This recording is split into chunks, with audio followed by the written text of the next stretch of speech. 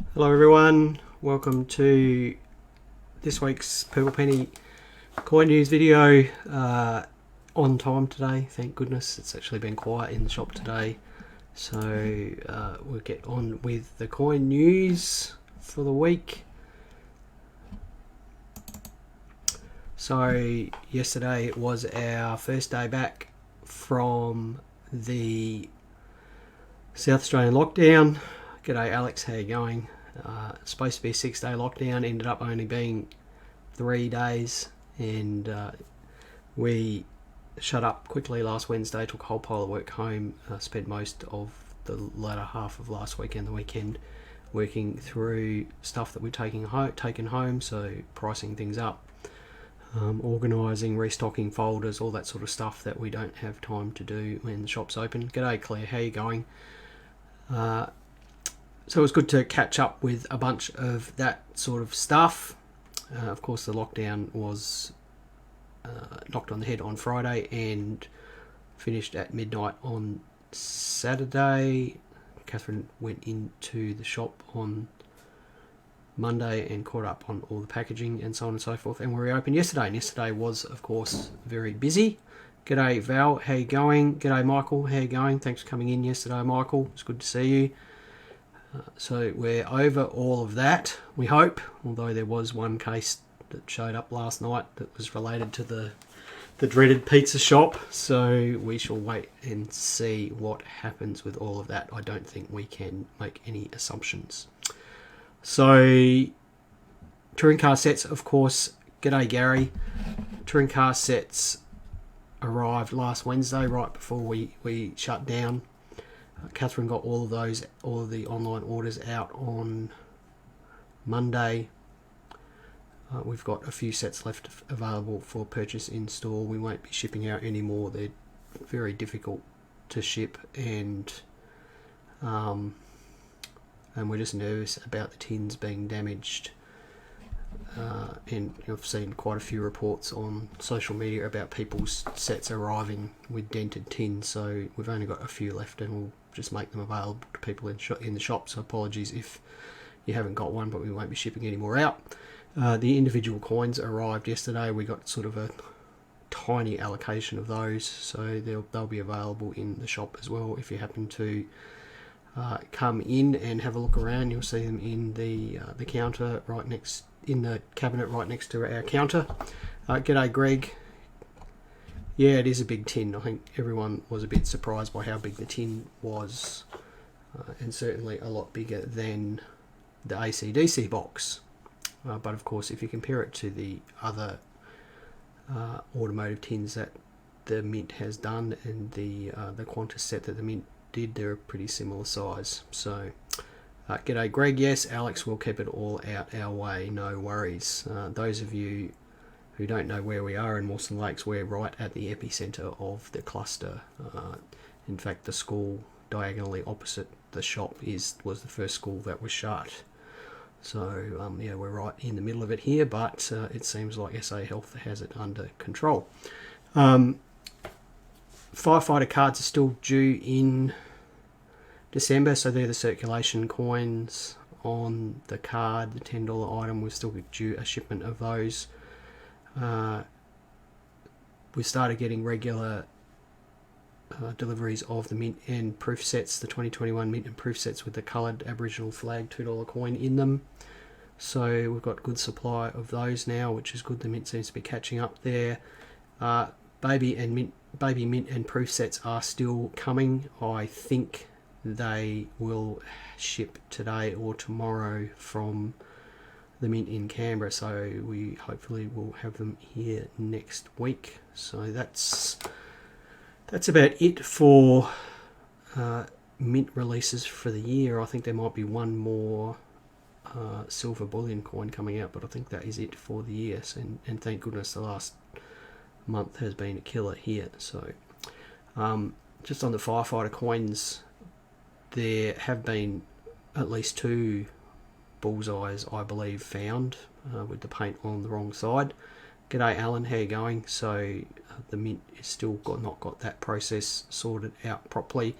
There was also some concern about the stickers on the rolls. It looks like there's some sort of tamper-proof system on the stickers, that if you tamper them then there's a void symbol shown underneath, and it looks like some of the stickers, and when Michael Edwards, who's actually here watching now, was here yesterday, we went through the number of rolls that we've got left that are waiting to be picked up, and quite a few of those you could see some of the void underneath that, just a few letters of it. So obviously a few quality problems there with those stickers.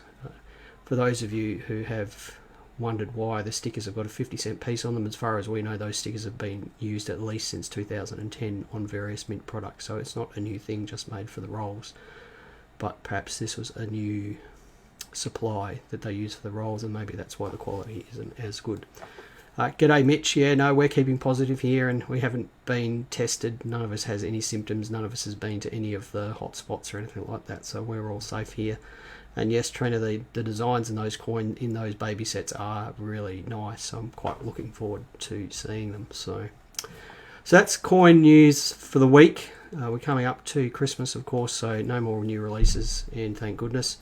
We don't have any idea of the calendar of releases for next year yet, but as we are allowed to talk about things, we will let you know what we know. Okay, so Michael is saying that he checked his firefighter rolls and the stickers have partial void on those as well. So obviously just a couple of issues there for the Mint to sort out.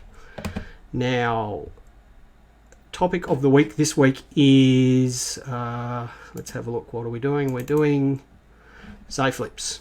And this is on the basis of a question that we got from Greg Gibbons, who's one of the admins of the Gravy Train.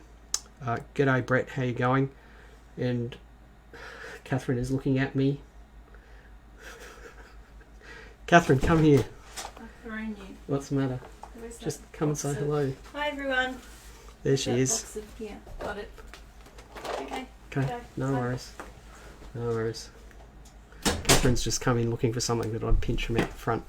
So SAFLIPs are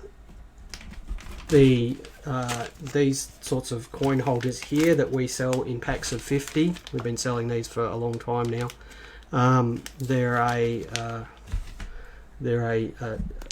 come in either 2-inch or 2.5-inch, which is 50mm or 62.5mm size, and they're a double-sided pocket, and they're made out of PET, which is the same stuff that you make soft drink bottles out of. It's an archival safe product. What does that mean? It means that if you put coins in them and store them in a humidity and temperature controlled area that isn't subject to noxious fumes and chemicals and things like that, then your coins should come out of them the same way that you put them in there. Now these are used by a lot of museums all around the world. They're used by the American Numismatic Society to store their collection. They're a very well regarded product, and it's something that we have used for a number of years in our own collection. We don't use staple 2x2s in our own collection anymore. We find these SAFLIPs to be easier to store, less faffing around with staples and things like that. So sort of prices for the 2-inch pack, we sell them for $19 for a pack of 50. The 2.5-inch pack we sell for $22. So as you can see, they are like we'll just show you that there. They're like a double pocket thing. The way that they work, and I'll just grab a coin here, is, I hope you can see this, we'll just get rid of the slide. If I can just work out how to do that. There we go. So we'll just get rid of the slide. So you can see the double pocket here, and it's open up on both sides, and I've got a crown here, and it's a matter of just popping it into the pocket there, and we can see now it is contained in that pocket. So from here you've got a number of choices. Now the obvious choice is you just fold the SAFLIP over, crease it, and now you're done. Okay, your coin is folded up. That can go in any 2x2 album page. Ideally an archival 2x2 album page. I wouldn't put it into PVC, so I put it into polypropylene pages, the sorts of pages that we sell or the ones you get from Ultra Pro. There's also a number of other Lighthouse Maker polypropylene pages as well, you know, some sort of archival safe page. That can just go straight into those pages and you're golden. Other steps that you could take from here is, you know, you can actually put a coin in both sides. So I could just slip this shilling in here, give it a bit of a shake, and now we've got 2 coins contained in the 2x2. So, you know, why would you do this? I think this is a good way of storing 5-cent pieces and 10-cent pieces and smaller coins like that. So if you're doing a 5-cent piece or 10-cent piece set, or 1 cent or 2 cent, then the weight of the coins isn't very large. You can easily put 2 coins per pocket in an album page, and this is a reasonably inexpensive way of storing 2 coins at a time. Now we'll take that shilling out of there. What's another option we can do here? We could get a little 40mm square piece of acid-free card. Okay, so this is acid-free card that you can get from scrapbooking stores and photography supply stores. Get a guillotine or something, cut it into 40mm squares, write something on it, you know, the spink number of this coin and the grade and perhaps how much it cost you. Oh, I'll just show you this, sorry, I just took it off the camera there. I'll just slide that into the pocket on the other side, if I can do that. There we go, so we've slid that into the pocket on the other side, fold it over. Now we've got a lovely card that we can annotate this coin with, put it in our folder. We know what coin it is, what reference it is, what grade it is, how much it cost us, whatever we like. We're using acid-free card, so we're not going to affect the coin. So that's another option. What's another option? We could get our 2x2 here, our SAFLIP, which has got a coin in both sides. Get a pair of scissors, left-handed scissors for the left-hander here, and we cut this sucker in half. Okay, so there's one half with a coin in it. We trim off this little bit here off of this one. Now we've got 2 nicely trimmed halves of a SAFLIP. We can then use an impulse heat sealer, and they can be purchased for a few dollars off of eBay to actually seal up both sides of this 2x2. So we've now stored 2 coins in one SAFLIP. We're going to use an impulse heat sealer which doesn't cause any problematic fumes or anything like this, and the manufacturers of these SAFLIPs recommend that you can do this, and we're going to seal up both sides. Now we've got a nice contained coin. It can't fall out, you can't get in there, gas can't get in there, water can't get in there. I think it's, here we go, we've got that's the first. We've had someone just spam us for the first time. That's interesting. So we've now got a coin that is heat sealed in there nicely, and if you just wait a second, I'll show you what they look like. I've forgotten this prop.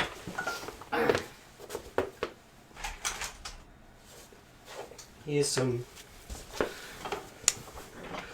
coins that have been heat sealed into 2x2s. These are world coins, inexpensive world coins, and rather than sort of waste an entire SAFLIP on a coin that might only be worth $3 or $4, we actually split it in half. You can see the line there, and it's sealed across the top, and then we put our stickers on them to label them. So that's SAFLIPs. As I said, we use these for our own collections now. It's the only thing that we use. For bigger coins, we use the larger flips, which I'm not sure if I brought one of those out here. No, I didn't, but that's the larger flip there. And if you hold up the smaller flip against it, you can see the difference in size. So that's what we use, and we recommend them to anyone who'll listen.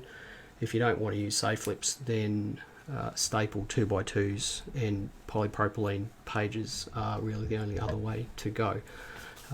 They're a way of ensuring that your coins go into storage in the condition that they are and that they come out the same way. Okay, SAFLIPs, good things. Available from quite a few people around Australia now. You can buy them from our website and off of eBay, and there are other sellers around too. So I like SAFLIPs. Now, coin of the week. Catherine was in here before looking for something, and it was all the British coins that I priced up during lockdown. I only managed to get halfway through them, which is a bit disappointing, but there were several hundred. This was my favourite coin out of the group that I priced up during lockdown. It's an 1804 English dollar, believe it or not, an English dollar. So this is what's called a Bank of England dollar.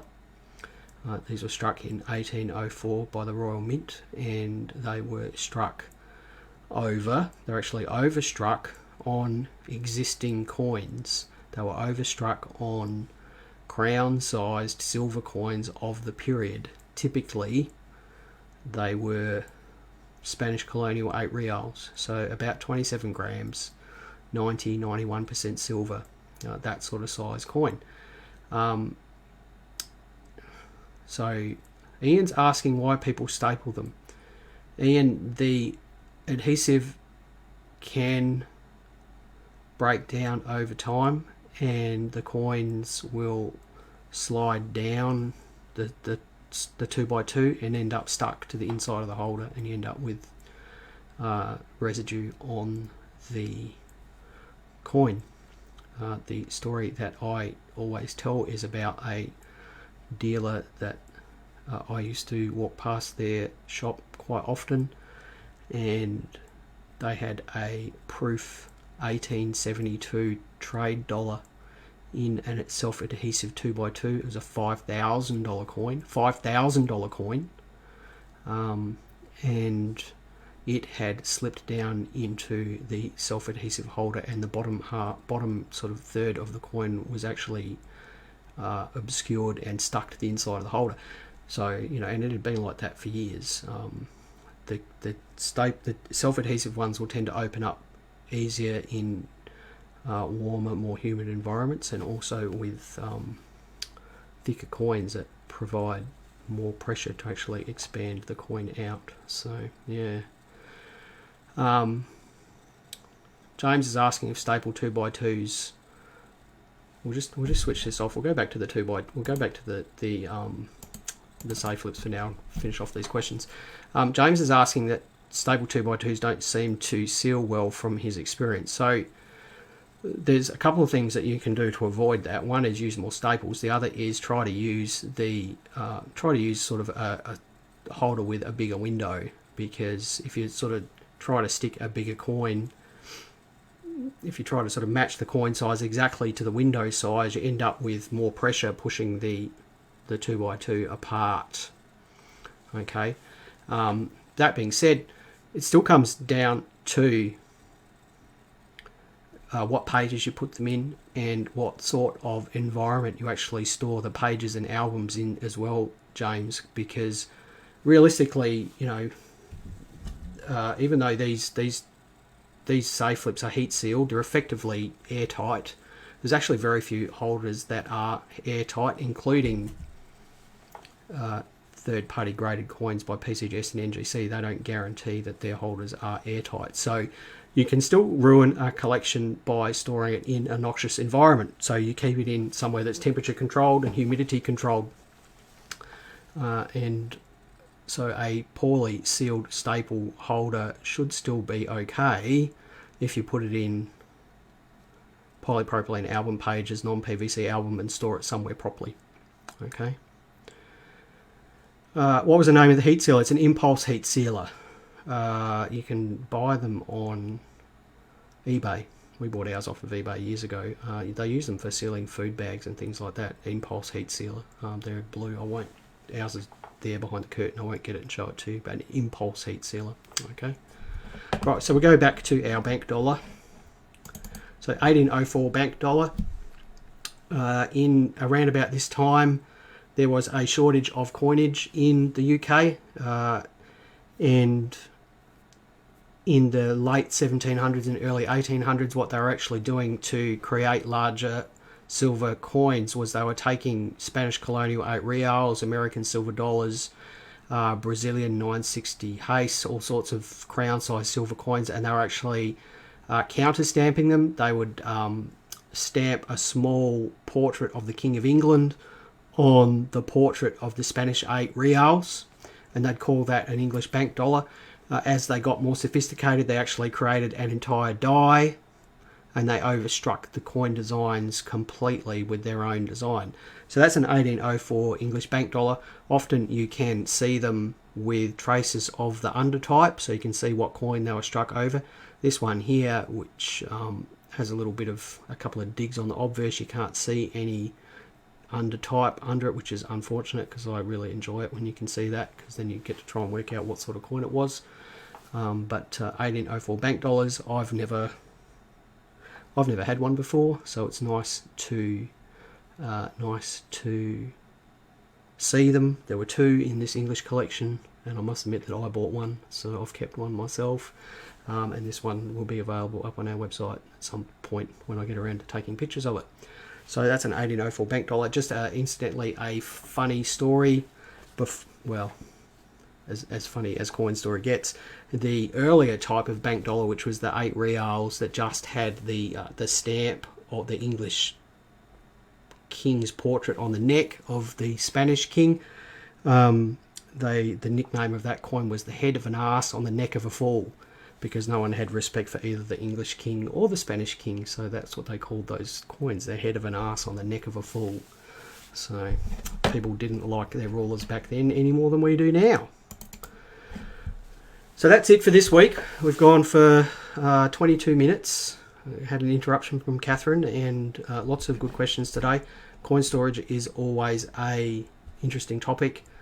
As I has said, Catherine and I have gone 100% to polypropylene binders, polypropylene pages, and SAFLIPs for everything. So it's not hugely expensive. If you're spending hundreds or potentially thousands of dollars on coins a year, then it seems odd that you wouldn't spend a couple $100 on some storage. So, for a couple of $100, you can get storage for hundreds and hundreds of coins that will help them stay the way that they should. And this is a good example of the type of album you don't want. This is a Numis album. Most of these albums are PVC, so it's worth smelling the album. If it smells like inflatable pool toys, it's PVC. So, all right, everyone. Has anyone else got any questions? No worries, Greg. Thanks for the question about asking about the SAFLIPs. I mean, I didn't have to think about what to talk about this week. It's all easy as always. If you've got any questions, then please send us a message or email us through Facebook, or just email us through our website with what you'd like answered, and we'll endeavour to get onto it next time. Keep an eye on the website. There'll be lots of new stuff going up this week, and if there's any new releases coming up that you hear about, please let us know, and we're always interested in what's going on there around the coin world. So bye everyone for now, and we'll see you next time.